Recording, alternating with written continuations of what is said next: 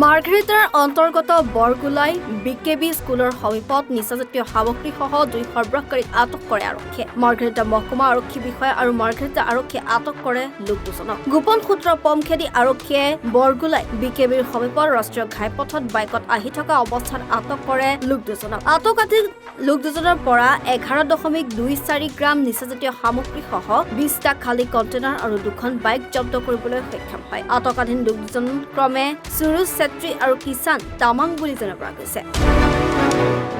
ৰিলায়েবল চ'ৰ্চৰ information মতে আহিলোঁ। আহি পোৱাৰ পাছত আমি খবৰ পালোঁ যে দুজন মানুহে বাইক লৈ মানে ড্ৰাগছ কেৰি কৰি লৈ গৈ আছে। তাৰপিছত আহিলোঁ, আমি মাৰ্ঘেৰিটা থানাৰ পৰা আহিলোঁ।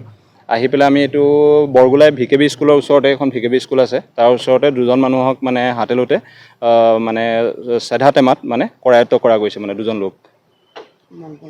কিমান পৰিমাণৰ আমি সকলো উইটনেছ আছিল আৰু গেজেটেড অফিচাৰো আছে, আমাৰ SDPO ছাৰ আছে।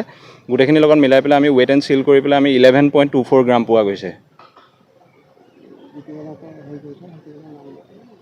তেওঁ এজন হৈছে সৰজু চেত্ৰী, এজন হৈছে কিষাণ তামাং, দুজন। তেওঁলোক ইয়াৰে হয়, লোকেলেই হয়। মাৰ্ঘেৰিটাৰ পৰা অভিজিত কাকতিৰ ৰিপৰ্ট, এনি ভাৰত 24।